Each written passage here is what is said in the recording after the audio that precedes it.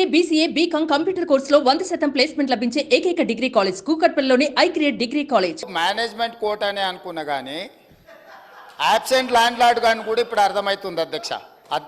ఇనీషియల్గా నేను మీ అనుమతితో కేంద్ర ప్రభుత్వం 2024-2025 ఆర్థిక సంవత్సరానికి ప్రతిపాదించిన బడ్జెట్లో తెలంగాణ రాష్ట్రానికి కేటాయించాల్సిన నిధులు, ఇవ్వవలసిన అనుమతుల విషయంలో చూపించిన వివక్షపై సభలో చర్చకు అనుమతించవలసిందిగా కోరుతున్నాను అని స్పష్టంగా చర్చ కోసం నేను అనుమతి అడిగిన.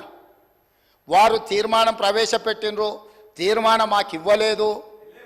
ఏంది అధ్యక్ష? ఎవరిని తప్పుదోవ పట్టిస్తున్నాడు అధ్యక్ష? ఇప్పుడు సమయానికి రాడు, ఆలస్యంగా వస్తాడు, వచ్చిన తర్వాత అవగాహన రాహిత్యంతో మొత్తం చర్చను ఇంత సీరియస్ ఇష్యూ, రాష్ట్రానికి జరుగుతున్న అన్యాయం మీద గంభీరంగా సభలో చర్చ జరుగుతుంటే అవగాహన రాహిత్యంతో అనవసరమైన వివాదాలను కెలికి తీసి ఈరోజు మాట్లాడే ప్రయత్నం చేస్తుండే ఆ సభ్యుడు. మళ్ళొక్కసారి స్పష్టంగా ఒకవేళ వారికి ఒకవేళ కాగితం లేకపోతే కాగితం పంపిస్తా. నేను మొదట చర్చ చేయండి అని చెప్తున్నాం. మీ అభిప్రాయాలు తీసుకోవడానికే చర్చ పెట్టినాం. మీ అభిప్రాయం ఏంది? మొన్న ఢిల్లీకి పోయి చీకట్లో మాట్లాడుకొచ్చుకున్నదే మీ అభిప్రాయమా? సభలో ఇంకేమైనా వేరే అభిప్రాయం ఉందా? మీరు ఏం చెప్తారో చెప్పడానికి మీకు అనుమతి ఇచ్చినాం.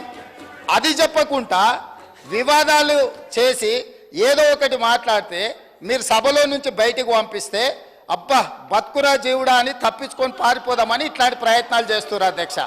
కానీ బయటికి పంపొద్దు అధ్యక్ష. నించోబెట్టుండ్రి, వాళ్ళ అభిప్రాయం కనుక్కోండి. వాళ్ళు స్పష్టంగా చెప్పాల్సిందే.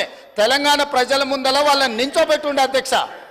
చీకటి ఒప్పందాలతోని తెలంగాణకు అన్యాయం జరుగుతుంటే సభలో ఇంత ప్రధానమైన అంశం మీద చర్చ జరుగుతున్నప్పుడు ఇది తీర్మానమా, ఇది చర్చనా?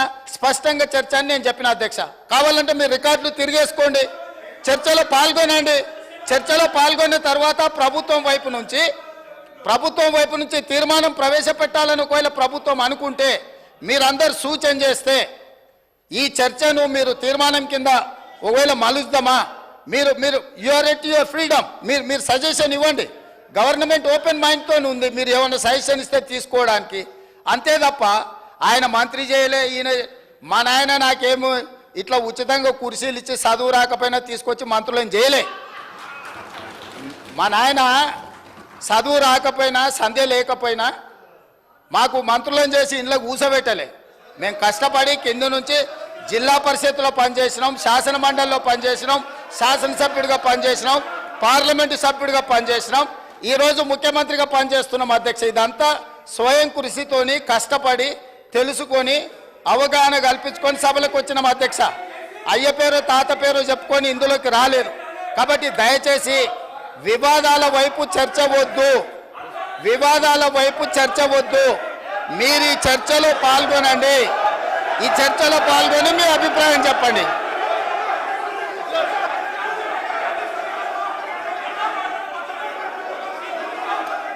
కూర్చోండి. కౌశిక్ రెడ్డి గారు కూర్చోండి.